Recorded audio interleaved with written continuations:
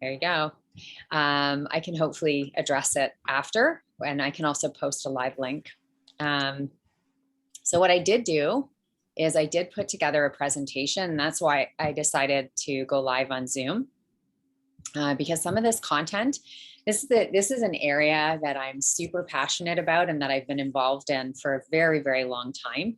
But it can be, there's a lot of meat on the bone. So I wanted to make sure that I put it together in a comprehensive way, in a way that we could have a really good conversation. And so just give me 1 second while I grab one other thing. Is everyone here familiar with logo design? Has anyone here, you can like pop a comment in the chat. Have you ever been involved in logo design? Or you can just like put your hand up and say yes. And maybe you can share just in the comments, like what is your, what brought you or drew you to the conversation today? Are you designing a logo? Are you interested in logo design? It's something that you're kind of just getting your feet wet in. It's your first time.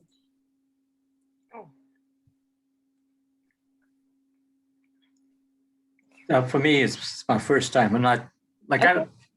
It definitely is something that it's a topic of interest.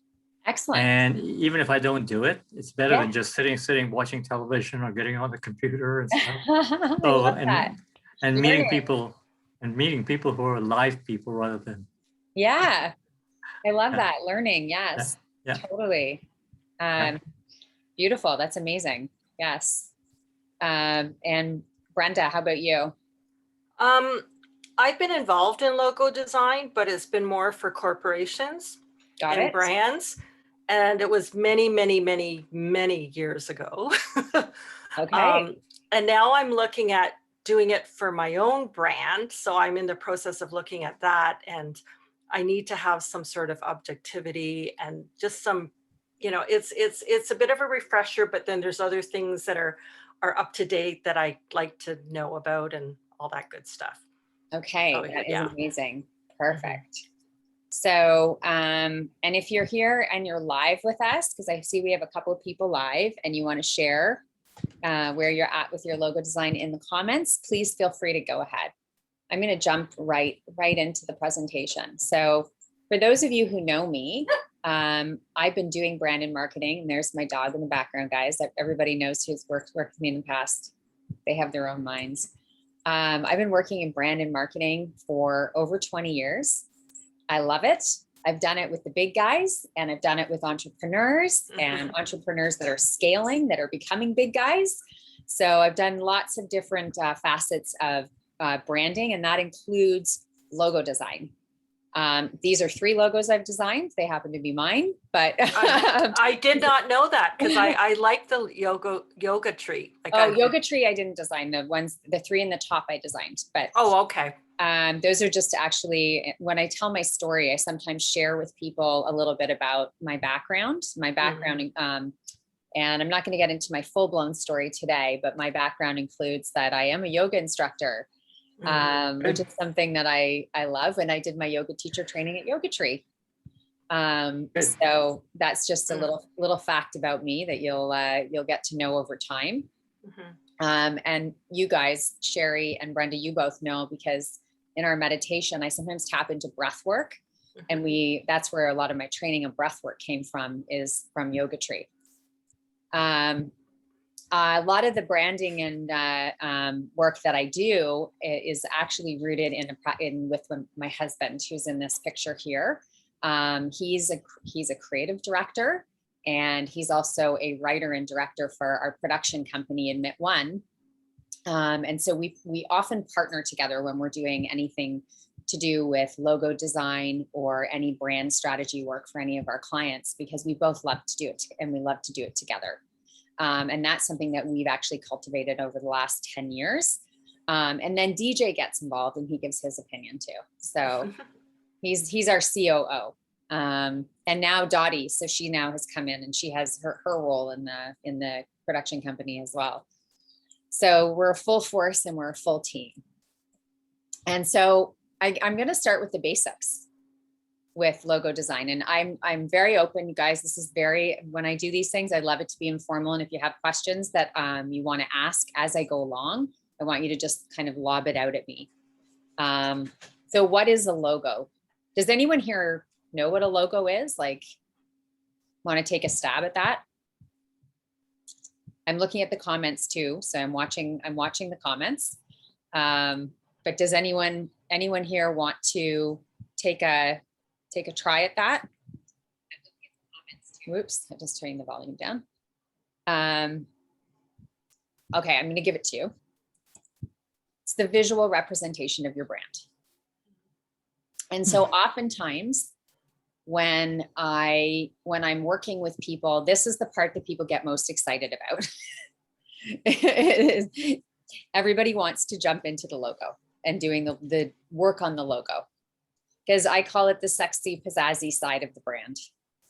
And usually that's why we push people to actually get their brand strategy done first, which for some people, until they start doing the work, they think it's the more technical kind of boring laying the foundations part, but it's actually the deep work around the brand.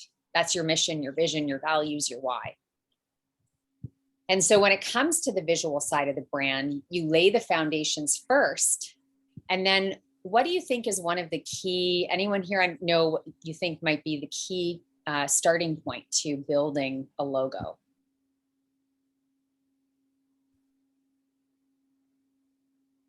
Where you start from. And it may not be what exactly you think it is. So I'm going to give you a hint. It's right in the name of our logo. It's storytelling.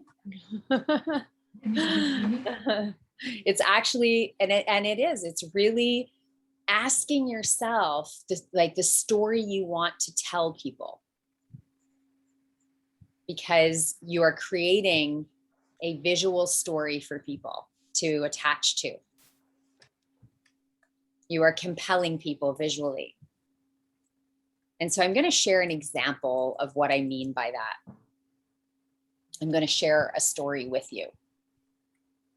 And I'm going to use Starbucks because, and I don't know if people here know the story of the Starbucks logo. In 1971, Starbucks actually started as another business. It was called Starbucks Coffee, Tea, and Spice. Okay. And it was, the logo itself was displayed in a different way. So the logo, the original logo is the brown logo at the top here. So it looked very, very different. So it was a mythical two-tailed mermaid. And I'm just letting Andrew into the group here. So it was and it used like a brown palette that because back in the brown is thought to stimulate appetite.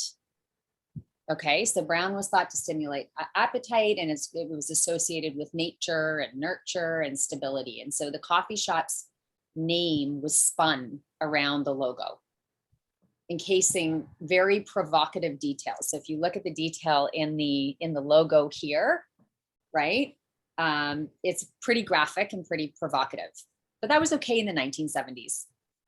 And the mermaid was completely exposed, right? You can see the upper body is exposed, and even kind of bearing her navel. And the siren was born from a 16th century Norse mythology. So the idea of it was based on some like very historical mythology. And so when they started to research, they wanted to evolve it, and they had acquired this coffee shop. They reimagined the existing maritime visuals. So they wanted to pull the company's geographical context of Seattle. So you think about this, all this research, and the fact that it's a port, right? So Seattle is a port city, and that's where Starbucks originated. And they wanted to be a bit more metaphorical. And they love the personification of the enticing idea of what a mermaid represents, that it's an alluring character. And the idea that mermaids lured the seamen, right, into the sea, and coffee lures you in to have a cup. And so they loved the idea of what the mermaid actually personified. And so they just shifted the brown to the Kelly green. And that, for them, when they were doing that transition, the green really meant growth, change, prosperity, and a fresh start, rejuvenation. And so the logo's colors shifted at that time. And Starbucks also added in these 2 stars. So if you see the transition down to the green, the new logo, and that was a way to create a connection and a visual connection to the company name. So that's what we call locking it up. And so that's how they kind of moved, and they kind of transitioned from this sort of older style and a little bit more graphical to a little bit more of what was more acceptable and more in alignment to Starbucks and what we would know Starbucks as. And then there was more evolution in history to Starbucks as they grew. And in 1992, they saw this addition and evolution of adding in, and you may not even have recognized it, but at that time in 1992, they actually added in some black to their logo for a while. And that was really to inspire and nurture the human spirit and diversity. And that lasted and remained in their logo for quite some time. So we do go through evolutions and design changes in our logo over time, and aesthetic changes in our logo. Over the years, they decided they needed to recraft and recultivate their logo and celebrate their 40th year anniversary. And that meant dramatic change. And this is what you're seeing right here. And so in 2011, they went through another massive redesign, and they basically did an assessment, a global assessment. And they decided on minimalism and intentionality in the redesign. And I'll talk a little bit more about that. So the name was removed. So after 40 years, they finally felt confident that Starbucks was globally recognized and they could finally have a logo without their name. But that's just to show you it takes that long to create the awareness in a brand, to have the confidence and the brand love to be able to actually remove your name from your logo. And they really went back to thinking about building a logo that was based on their core values and reevaluating all of the similar logos and similar brands around the world in comparison, so that they could really position themselves with the right typography, the right design elements, the right imagery, the right colors. And in the end, this is where they call it the liberation of the siren. And this is where they net it out. And so the siren became the hero. And there was a bit of a radical change in the design from the mermaid to the siren. And this left Starbucks fans and even design experts with a lot of criticism. They undertook a ton of criticism for this change in their design and their logo. But they felt it was more realistic and approachable. It's still what we call a symmetrical logo. So it's still very appealing. And they've stood true to this logo to this day. And it's rooted in their history, and it's rooted in their story. And that's where a lot of really good logos come from, is it starts with your story and it builds, and then it evolves and it continues to evolve based on people, history, and time. And so I really wanted to start with that. I wanted to start with kind of an example to show where a good, strong logo will start from and how it can actually evolve over, in this case, it's 40 years. There's a lot of great examples and case studies out there. Does anyone have any questions about that? Kind of neat. And I drink Starbucks, though. Maybe I'm a little biased. what I want to share with you next is there's kind of 5 principles that you'll hear about when it comes to logo design. Like when we go into designing a logo, there's kind of 5 things that you'll hear commonly spoken about. One of them is simplicity, keeping it simple. The next is about memorability, your uniqueness. And everybody talks about uniqueness when it comes to brand. Timelessness. And you would have seen that in the transitions, even within the Starbucks logo. How do you keep something staying kind of with that timeless feel, right? So it doesn't lose its essence. The other is that in order to achieve timelessness, you need a logo that is considered to be adaptable or versatile and appropriate or purposeful. So those are kind of like the 5, what we call principles when it comes to logo design. And I'm going to go into them. I'm going to show you examples so that it can kind of help. Now, does anyone here, like out of the gate, know what I mean by simplicity in logo design? And anyone have any ideas? Any thoughts? All right. I'm just going to keep going. You guys are welcome to, I think I saw something in the chat. Hold on. Not too busy. Yeah. Yeah. So, thanks, Andrew. Thanks for sharing that. Not too busy. So I'm going to talk a little bit about this idea of simplicity. So you want to break your logo down into just basic elements, right? We are in a world where we have to be able to execute our logo on many different platforms, many different channels, right? And so the more complex your logo becomes, the harder it is to do that. So, and then your customer can't really ingest the information that's in your logo. So the simpler it is, the more basic in the design, and even in the volume of colors that you use, the easier it is. And so the reason why I chose NBC as an example is we call this a logo with an Easter egg. Does anyone know why? Easter egg. Oh, I see it. I'm just going to pop up the chat. The colors. Okay. So the colors are hiding the Easter egg. So if you look very closely, there's a pigeon. A pigeon. It's not a pigeon. Oh my God. Bird. Peacock.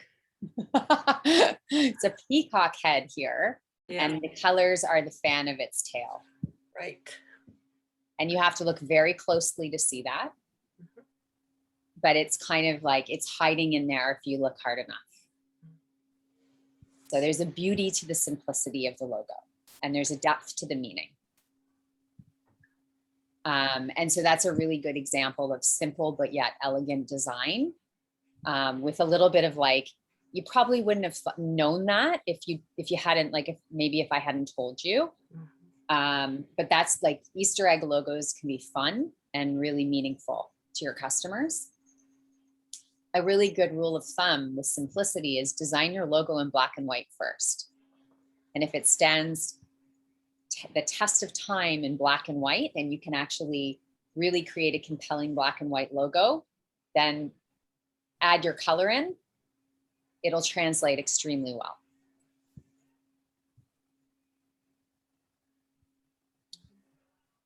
So when we talk about memorable and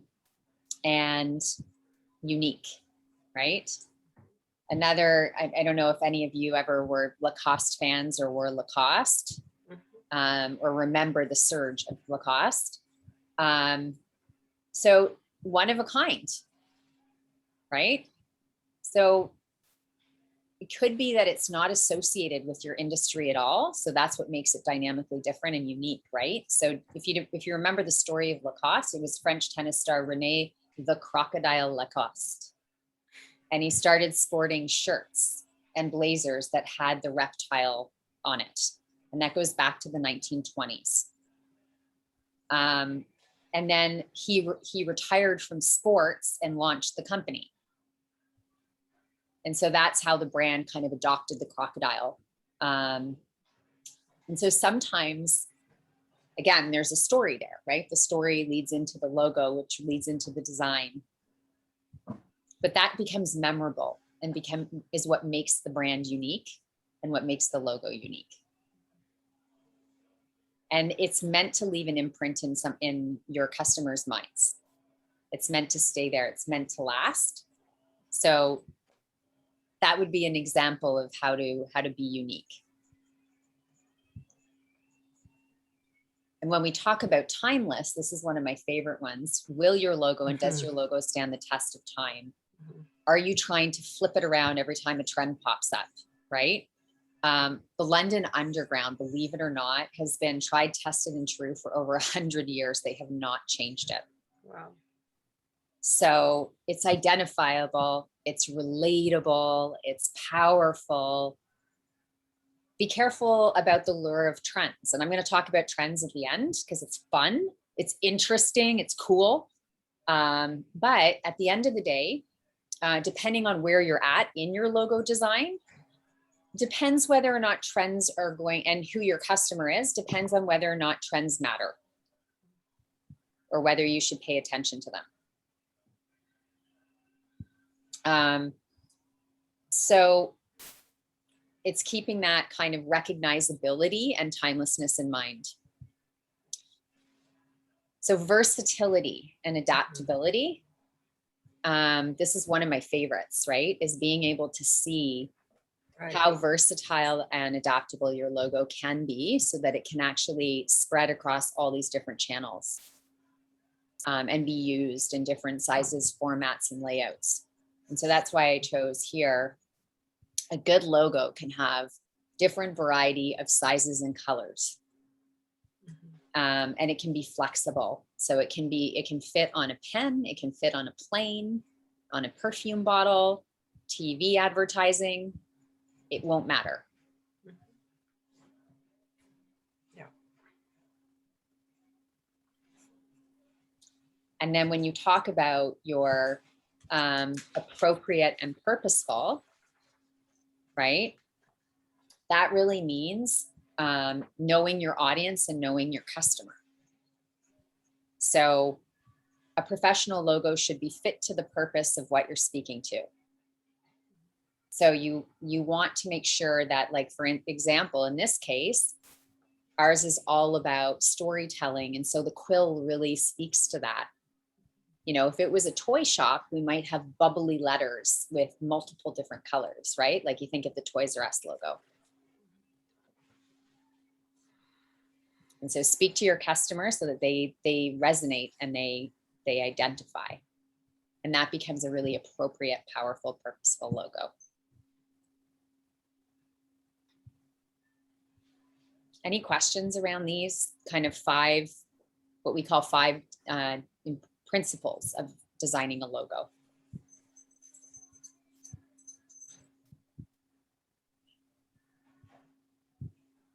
No? Okay. You guys are being easy. Okay, I have a question. You want to know? Putting this into theory, putting the theory into action is not so easy. Fair enough. That's why we have logo designers. Okay, go ahead and ask the question. I'm going to put my dog out while you ask the question. Okay. Go ahead, Brenda. Are you on mute? Hello. Okay, so your logo treatment is in 2 different colors. Does one color mean something over another? I'm just curious. That's a good question. Fair question. So we have 5 colors. So an average color palette, I was having this conversation with Andrew yesterday. Okay. An average color palette has 5 colors in it. Okay. Sometimes 6, but typically 5. And so in a lot of logo design today, what you'll see is what I was saying before is the logo will initially be created in black and white. So I have a black and white version of this. I also have a white on white version of it. But what we did is, because we have such a simplified logo, we actually rolled it out in every single color of our color palette. And so what it does mean is that it's really become very versatile and adaptable. And we can use it in different, when we execute it on different colorways, especially for social, it's fun, right? So when we're using it on different templates or we're posting on different mediums, it just really allows it to be a little bit poppy because our brand is fun and playful. So it just marries up to our brand. And I do recommend that in my other logo for my coaching and consulting. I've done it in a couple of different colorways. So depending on your brand and what you stand for, it can definitely make sense to do that. Okay. Yeah. Yay. Good question. Any other questions about like the design principles? Again, Oops, if you, I do. if you were to have the logo in, sorry, I didn't mean to interrupt, like in different languages, how would that be executed? Yeah. So like if you were doing a bilingual logo. Yeah. Yeah. Or like just changing it up for different regions, essentially. Yeah, you would just do the same thing. Okay. It's just a sizing thing because depending on the language, you may need, it's a spacing. Right. So sometimes you just have to be careful, right? Because different languages, different translation can depend on spacing. Yeah. Yeah, because I hadn't thought of translating what I'm thinking of as my logo or the name of my company. So, and then all of a sudden I said, oh, like if I'm going to be global, should I have it in different languages or not? I don't know. So it depends. And that's a good thing from a business strategy perspective, depending on where you're trademarking. So if you are, if you're actually doing most of your business in North America, right, it goes back to your customer. If you do work with a lot of French speaking or Spanish speaking customers, then yes, you're going to want to build, it's again, building materials like content, and then yes, having logos in multiple languages. So it gets a little bit complex, but then you also have to trademark copyright as well. So it's just making sure that you're covering your bases under your brand. And part of the trademarking process requires, and copywriting process requires, that you provide your logo. Right. To validate. Okay. Yeah. Okay. Oh my gosh. Sorry. I keep doing that. I do that all the time with my, just seeing if there's any questions from the live. No, there's no questions there yet. Okay. So now I want to talk about different logo types. This is kind of the fun part, but, and if you guys want any like follow-up materials from this, just to let me know. Cause I know like this is fun, but it can also get like, there are a lot of different types of logos. So I'm going to go through it. And then if you have any questions after, just ask me. Okay. And what I've done is, again, I've done it from a visual perspective so that it's, and I'll talk to it because it's probably easier to see. So I'll just share what they are, and then I'll share some examples. So and it also helps with the logo languaging dictionary, because I think what people do is there's a lot of, like any business, there's a lot of what I call the dictionary that's specific to that world. And so it can get a little bit technical and confusing, and people often confuse different wording with and they cross things over. So I'm just going to try and help clarify a few things. So there's what we call monogram or lettermark logos. Then there's wordmark, or what we call logo types. There's pictorial marks or symbols. Abstract logos. Mascot logos. combination logos, and then emblems. And when you see them, it'll be easier because it'll be easier to resonate with what they are. These are the technical terminology. So if you're ever talking to like a graphic designer, or you're talking to anybody, they may throw out a word like this. So it'll create that, it'll bring it together and make sense. Or you may see these in articles, like in magazines. They'll design magazines, entrepreneurial magazine, those types of things. They'll often refer to it in the technical term. So monograms, and monograms consist of letters, usually just initials. So, and a letter mark based logo, it usually has just a few letters, because oftentimes the name of the company is big. So it's easier to short form it. So that's why I chose these ones, right? It's all about simplicity, and it's about picking a very specific, so this becomes all about the typography that you use, the font, right? These logos are streamlining when you're very interested in streamlining and reducing having people speaking your brand name. And so because these initials are the focus, it's important that you're not only on theme with what your company does, but it has to be really legible. So I know people get really excited about using like cursive fonts, but they really don't make sense in this situation. You want to be really powerful and dominant with your fonts. And typically these work really well. If you're not an established business already, then you may want to add for a while the name of your business underneath, because people won't understand what you're talking about. So it's again about awareness. You know, these are really well known. I'm sure everybody can name these, right? Does everyone know all of these logos by looking at them? Yeah. Yeah. I don't top right. The which one? Top right, the double C's. Until. Who wants to share?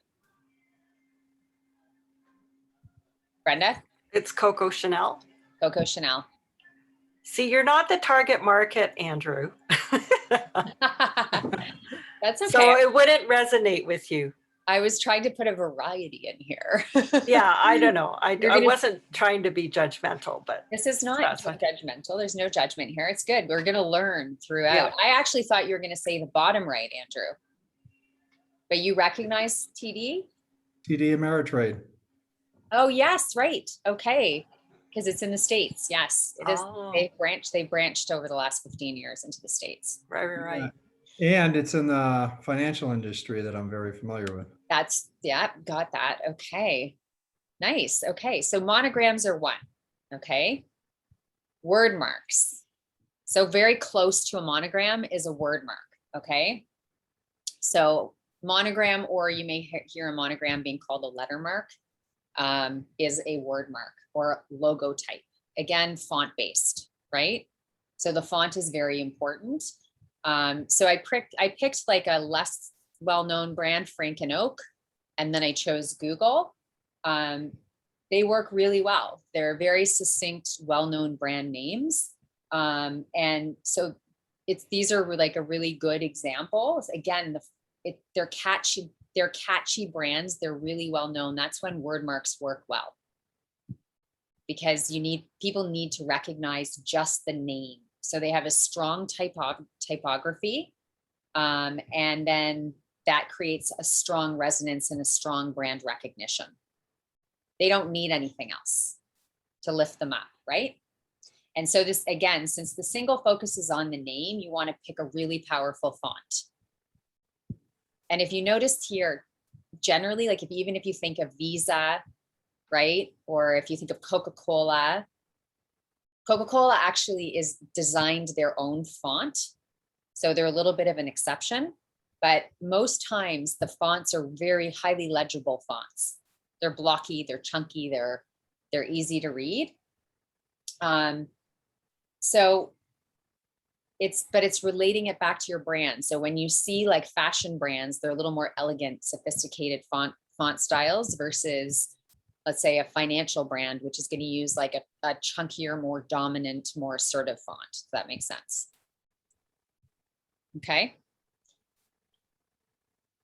These are called pictorial marks. These are the ones everybody loves and everybody wants. Also called a brand mark. They're called like a mark, just like, or a favicon. And it's an icon that's based on a logo, right? It's probably the image that comes to mind for most people when you say logo design. You say logo, people go Apple. So each of these companies' logos is very emblematic to their brand, very strongly established. The mark alone is instantly recognizable, right? So a true brand mark is only an image on its own, like these two here. And I think everybody probably knows what these are or who they are, who they represent. The biggest thing to consider when you're going with an image is that you have to choose something that's going to be able to stick with you for your entire existence. And that's when pictorial branding or pictorial marks can be challenging for new startup entrepreneurs or businesses, because you really need to think broader and you need to think long-term. So for example, do you want to play on your name like John Deere does with a deer? Or do you want to create a deeper meaning, kind of like what Snapchat does? Right? There's a lot of meaning behind that. Or do you want to do like emotional, like evoke emotion? And that would be something like the panda for the World Wildlife Foundation, right? Which evokes emotion from people. But a pictorial mark on its own can be a little bit tricky. It's not a hard and fast rule that you can't use it because you're starting out, but you just got to be careful, because if you're not sure if you're going to change or if you're going to evolve, like for instance, an example would be if you're starting out in your coaching and you're doing mindset coaching, but eventually you're going to add business strategy, and then you choose something like a person with a thinking, I don't know, a thinking brain, or like a mindfulness picture or something like that. And then suddenly you have all these other facets in your business, and the pictorial image does not represent who you are anymore. It's really different because you've started to build brand equity. So you got to be really careful that you choose to use a pictorial mark at the right time in your business, in business growth, right? So that's kind of the challenge with the pictorial mark. Oops. And with me and my my ability to do presentations. And then we talk about abstract logos. And abstract logos are it's a stylistic appeal. It's a type of pictorial logo because there's picture essence to it. It's a geometric shape, right? It's a play on a geometric shape that represents your business. So I gave you two here. One is one we actually just finished designing for Charlotte, who's in our group, who's in the Art of Mindful Storytelling. That's her logo for Peppy Profit Place. And then Adidas, which is, do you guys know Adidas? My dog wants in, hold on.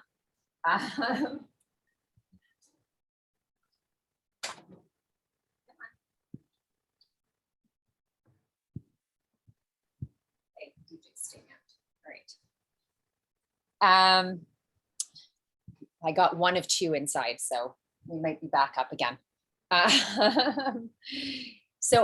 What abstract logos do allow for is a lot of uniqueness and like unique design. So there's a lot of freedom to really design your own.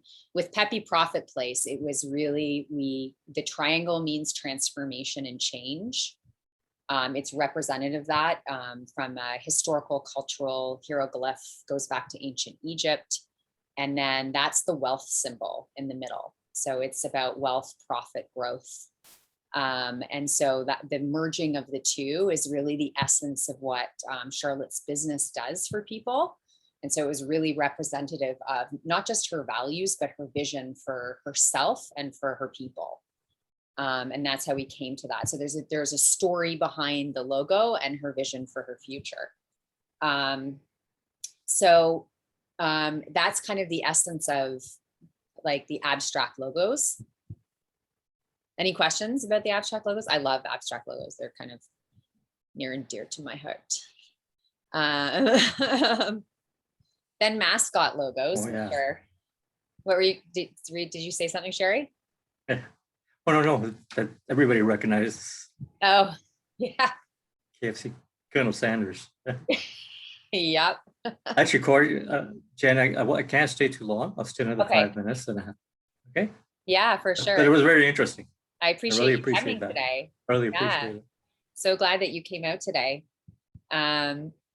This is the Mascot logo, which I think people know and have come to love, and it's in its own way. They're often colorful and cartoony. They're fun. They're a great way to create not just energy in your brand, but to have also a spokesperson. So you can lift off it. And Brenda, you probably know a little bit about this from your work.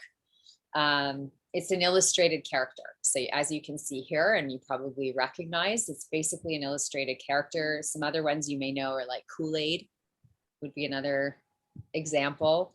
And there's a lot of resonance and ways that you can really draw upon a mascot logo. Not for everyone though. And then this is what we call the combination mark, or combination logo. And that's really bringing together like an abstract logo, a pictorial mark, a mascot, a letter mark, combining them together into one logo. And you can do that in many different ways. A couple of my favorite brands. Maybe I'm, biased. One Productions, that's my company. And then Roots, which is like near and dear to my heart because of how it's here in Canada. It's a Canadian brand and also has a beautiful story. And so it's basically a combination market is usually very versatile. So it's, and it both has text and iconography usually associated with it. And then last but not least, the most complex of them all, the emblem.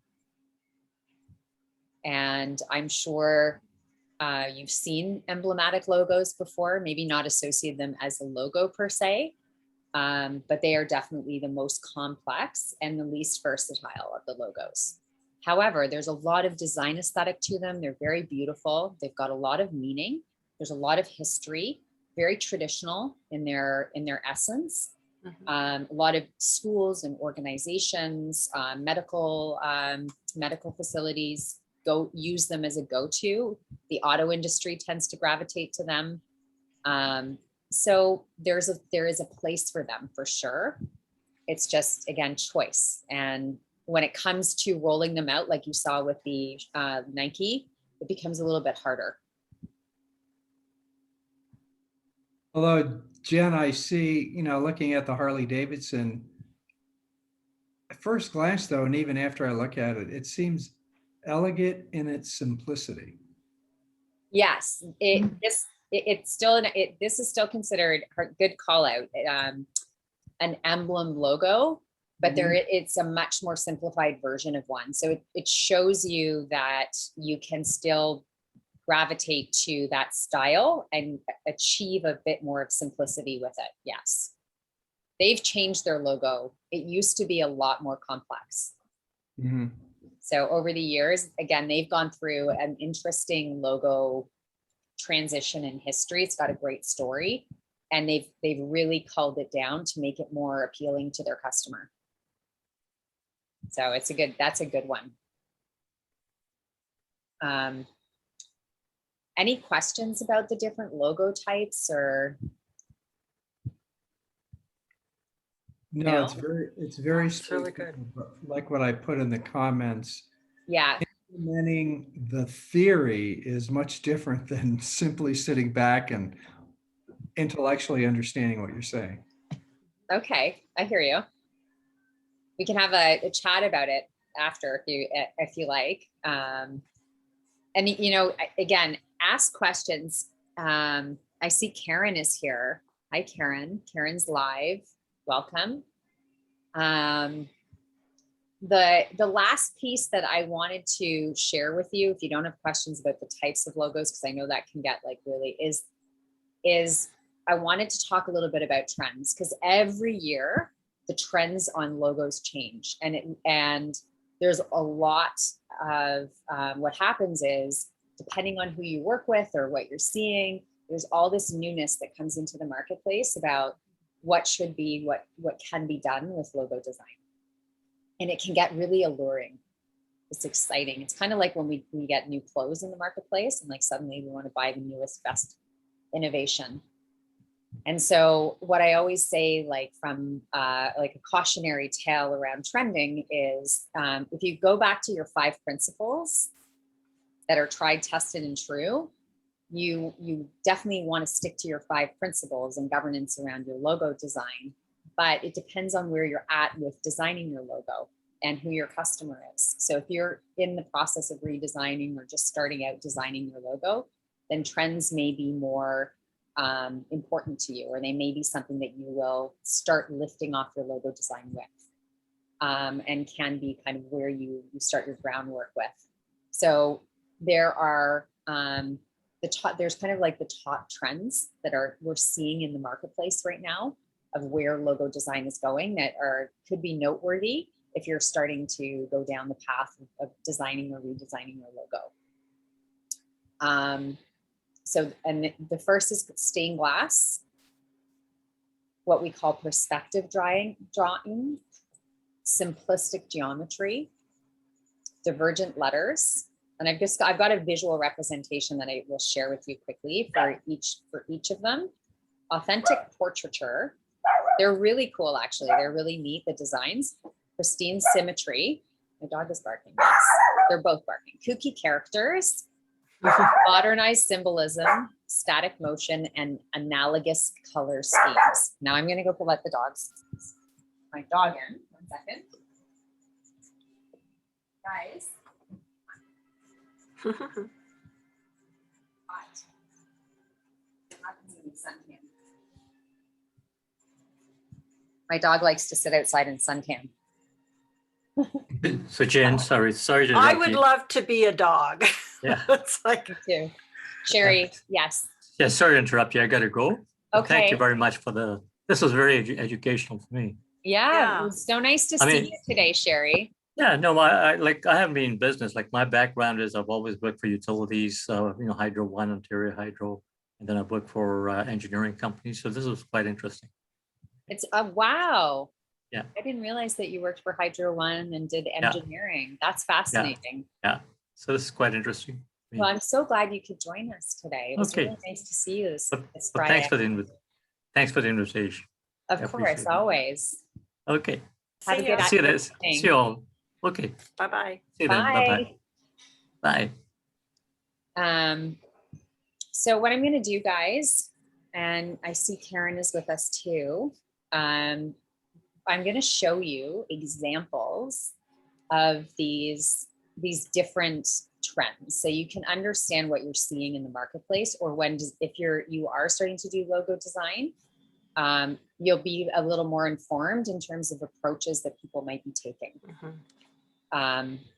And so the first one on the left is personal best copy, is an example of what we call stained glass. So it's really this idea or concept around fusing the old with the new. So what we're seeing is this trend towards applying modern designs with fracturing images or fracturing of colors. So we're taking, and it's kind of creating a bit of abstract into, and really what it also is doing is stained glass is associated with what we call with sanctity and, medieval church. And so it's likely no coincidence that the trend is here, because it's often in conjunction with vistas of nature. And we feel this real kind of, after being stuck inside for the last year and a half, we feel this kind of push around this fragile ecosystem, right? And we want to be kind of, this gives us this reverence and this kind of connection. So we're seeing a real kind of push around this stained glass look and feel and connection. Like, so that's something that you might see a little bit more of. The one on the right is really called perspective drawing. So perspective drawing is incorporating subtle perspective angles. So just using a lot more domination of angles, using linear perspective, and creating an illusion of depth. So you can see that with the Fortitude Games logo. These two are kind of different. One is simplistic geometry. So really designers are taking advantage of the power of logos with simple lines and shapes, and really focusing on and kind of enhancing the look of minimalism. And it gives logos an air of calculated restraint is what we call it. So, so we can take liberties in other places. So that would be an example, like using saturated colors. So the Peppy Prophet place would be an example of that, where you're using a background or a backsplash of saturated color. And then through shape and language, you can create logos that are easy, memorable, joyous, and just unique and different, like the sushi noodle bar where you're using the chopsticks to enhance the letter. The sushi noodle bar is also an example of something we call divergent letters. So we're seeing exaggerations on font types and lettering. And what that does is it's kind of like over embellishing certain letters and using different fonts that are creating this like embellished structure on font. And so that's where the Oshi is like, the H is really over exaggerated and really using like those chopsticks to help enhance it, which is really kind of fun and different. And that's what we call divergent lettering. The next trend is really what we're calling portraiture. This kind of, people want to really be their authentic self. They want to show up as their authentic self. And they want to be able to show themselves in a powerful way. So I really gravitated, I love these two, because they're kind of like unsuspecting. So the Notorious one is a UFC fighter. And the Badass Basic Bitch is actually a podcast channel. And so those were just two that really stood out to me as like really great examples of kind of being your authentic self and being able to show up as your authentic self, and then really using your face to be the name of your brand. And there's a lot more of that going on because people are just kind of like, I just want to be me. And I want to show me. And then when we talk about modernized symmetry, it's really logos have always had their root in symmetry. These are two examples of classic logos that show the power of symmetry, right? And so it's really, logos speak a language to people. And so the balancing of symmetry in a logo, people are kind of going back to this as being one of the fundamental basics, using classic virtues, and then standing back to the roots of just using symmetry as a basic foundation.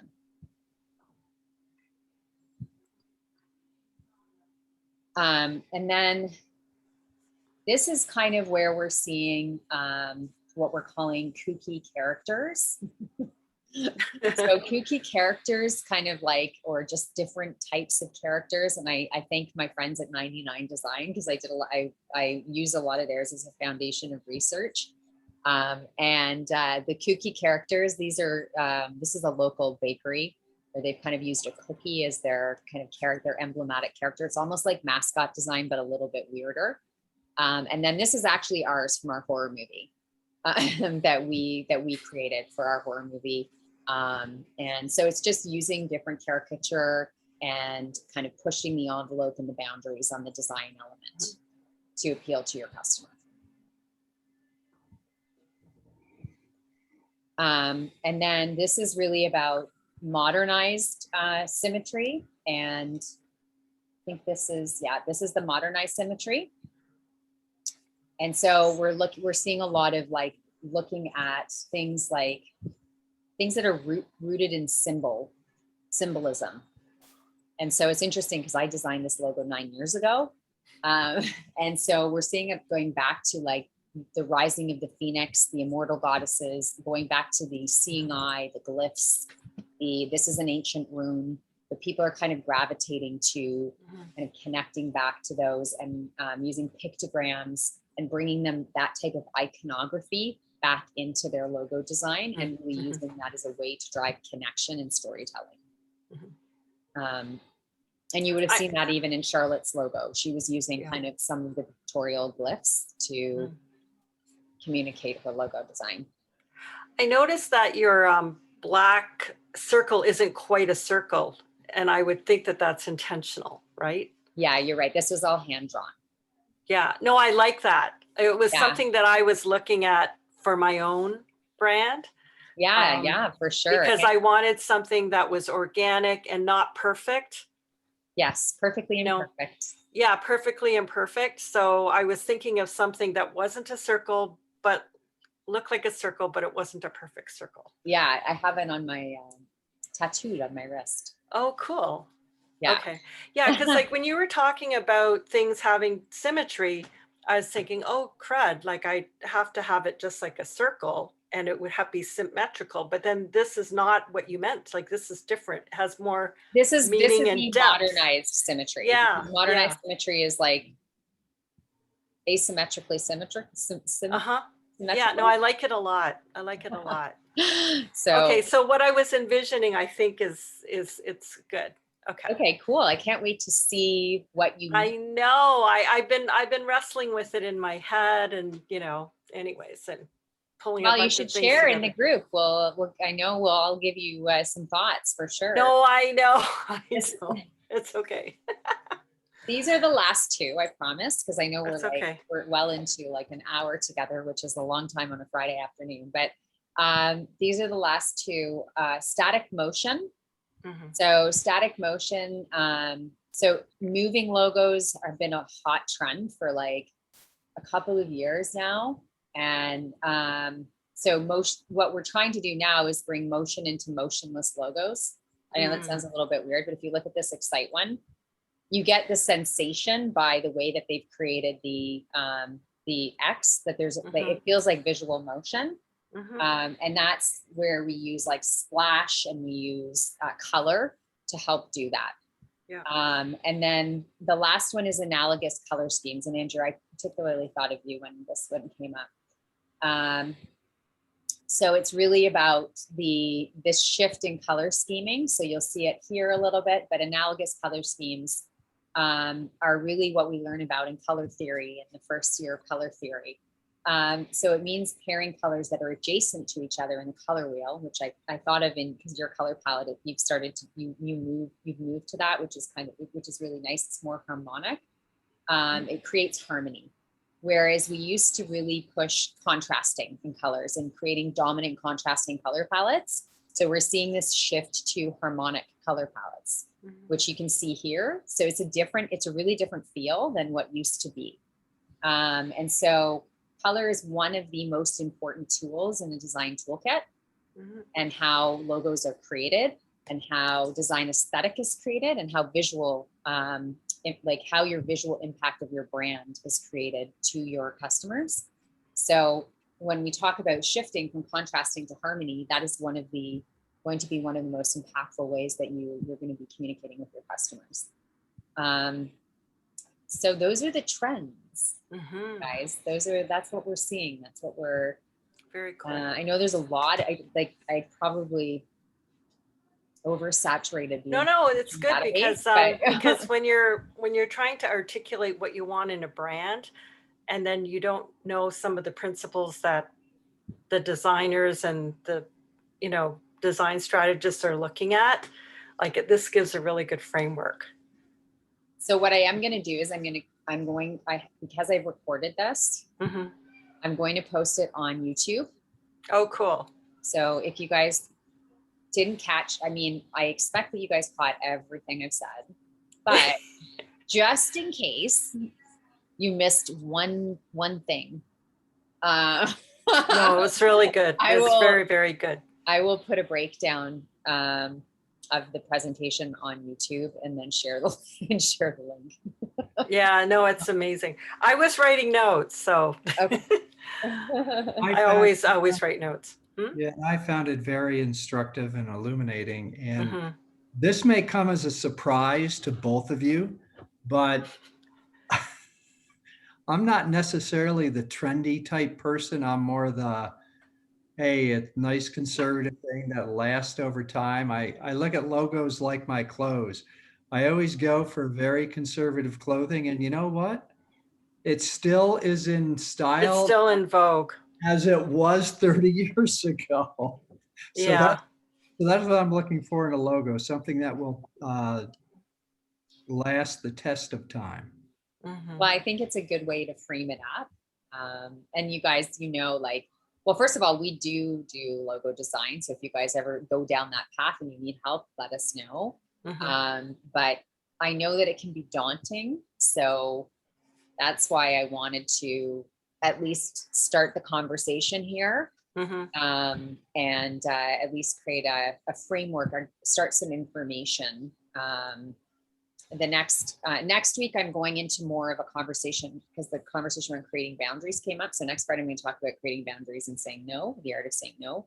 But I am going to do a follow-up on like generating conversations with designers and what that looks like. So how to have productive conversations, writing a brief, and all those pieces.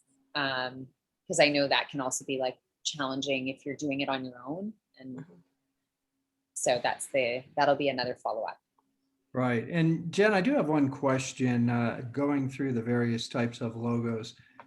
I like the authentic portraiture. I had never considered it before. I'm not sure it's a good idea for even rebranding or, a small business, but I really like it. Well, then you should explore.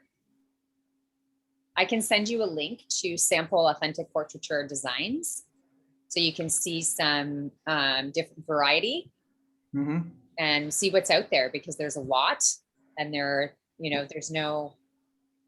it's not just the styles that I had up there. There's a lot of different styles. There's some that are more traditional. There's some that are, very abstract, but I'll send you, I'll send a link to you, Andrew, so you can explore and, sometimes gravitating to things that like connect with us. It's a really good idea to explore that path. All right. Thanks. Yeah, I would appreciate that. For sure. Absolutely.